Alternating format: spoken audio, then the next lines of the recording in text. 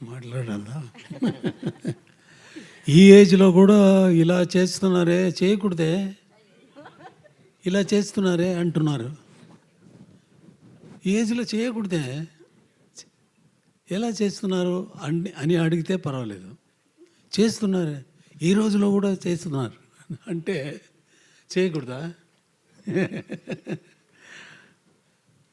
మా వాళ్ళే అప్పుడు వీడు వంశీ ఒక గ్రూప్ ఉంది, వీళ్ళందరూ నా కంపోజింగ్ రూమ్ ముందా ఒకే గలాట చేస్తూ ఉన్నారు. అది ఇక్కడ మాట్లాడడానికి నేను రాలా, మాట్లాడడానికి ఏమీ లేదు. నేను చేసిన పని ఈ పిక్చర్లో ఉంది. మీరు విన్నారు, వినకపోతున్నారు, వింటూ ఉంటారు, అది నమ్మకం ఉంది.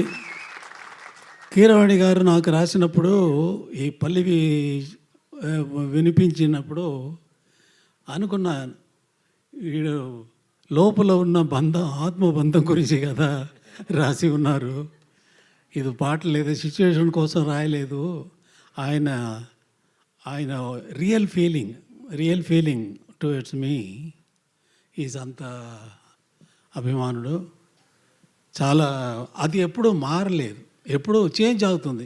ఒక స్టేజ్ వస్తే కొన్ని పిక్చర్ బిగినింగ్లో మ్యూజిక్ చేసేదానికి ముందు ఈజ్ ద ఫ్యాన్, అంతే కదా. ఫ్యాన్గా ఉంది, తర్వాత పిక్చర్స్ వచ్చి పిక్చర్లో మ్యూజిక్ చేసి మ్యూజిక్ వల్ల పాపులర్ అయ్యి అయితే స్వభావం మారిపోతుంది. మారిపోవచ్చు, మారలేదు. ఆ రోజు ఎలా నాకు కనిపించారో first time I saw him in my room, composing room, ఎలా చూసానో అలాగే ఉన్నారు. ఒళ్ళుగా అది పర్వాలేదు. మనసు కదా, మనసు వల్ల కదా మనం మనుషుడు అయ్యాము కదా. అలాగే ఉన్నారు, అలాగే ఉండాలి. దేవుడు ఈ పిక్చర్కి ఆశీస్సులు అందరికీ, దీంట్లో పనిచేసిన, ఈ పిక్చర్లో పనిచేసిన అందరికీ నీ లాంగ్ లైఫ్, ఫేమ్ అని ఇవ్వాలని కోరుకున్నాను, అంతే. Thank you sir. సార్ ఒక్క ప్రశ్న సార్, అదేంటి అంటే మామూలుగా మాకు ఏ సందర్భంలో అయినా ఇళయరాజా గారి పాట పెట్టుకుంటే చాలా అద్భుతంగా అనిపిస్తూ ఉంటుంది. మనకి ఎలాగో Q&A సెషన్ ఉంది సార్ మీడియాతో. ఒకటే ఒక ప్రశ్న, Q&A ఉంది సార్, నాకు ఉంది. ఓకే, ఒకటే ఒక ప్రశ్న సార్, ఇళయరాజా గారు లాంటి సంగీత దర్శకుడు ఇచ్చిన పాటల్లో ఇళయరాజా గారికి నచ్చిన పాట ఏది? మీకు బాగా, ఇన్ని వేల పాటల్లో మీకు బాగా నచ్చిన పాట ఏది? ఫేవరెట్ సాంగ్ అంటాం కదా సార్, అలా ఒకటి రెండా వేలు ఒకటనా రెండనా? నాకు ఇష్టమైన కాదు, నా వల్ల వచ్చింది కదా. నాకు ఎంత మ్యూజిక్ తెలుసు అనేది ముఖ్యం కాదు. మ్యూజిక్ నన్ను గురించి తెలిసిపోయింది కదా. రాను ఎలా వస్తుందని నాకు తెలీదు, నిజంగా తెలీదు. తెలిస్తే ఆ సెకండే మ్యూజిక్ కంపోజ్ చేసేది ఆపేస్తాను. తెలిస్తే ఎలా వస్తుందని తెలిస్తే మ్యూజిక్ ఆపేస్తాను. అది అంతే, తెలిసిపోయింది కదా. హాయిగా ఇంట్లో కూర్చొని నాకు మ్యూజిక్ తెలిసిపోయిందిరా అన్నాడు కదా.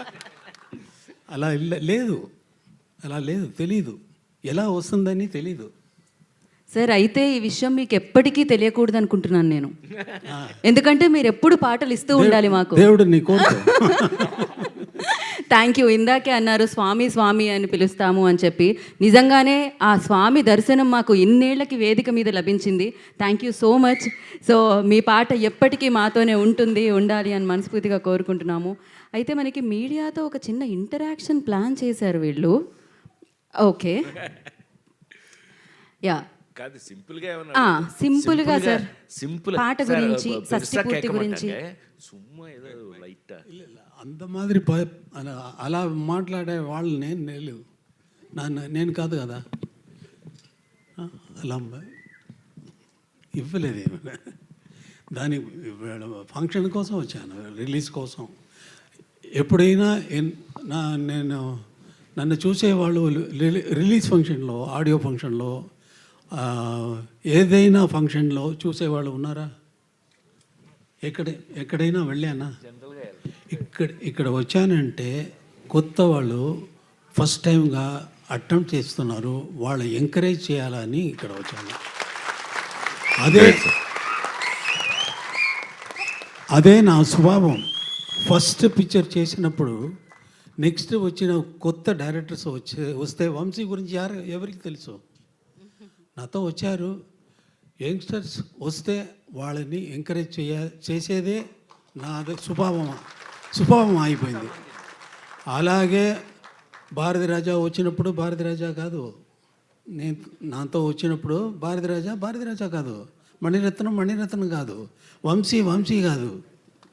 ఇప్పుడు ఇలాంటి ఎన్ని డైరెక్టర్స్ చెప్పాలా? మణివண்ணన్, నివాస్, మనోబాల, అదే వాళ్ళ కోసం నేను వచ్చాను కాబట్టి క్షమించాలా, మీడియా వాళ్ళు అందరూ క్షమించాలా అని అన్నా.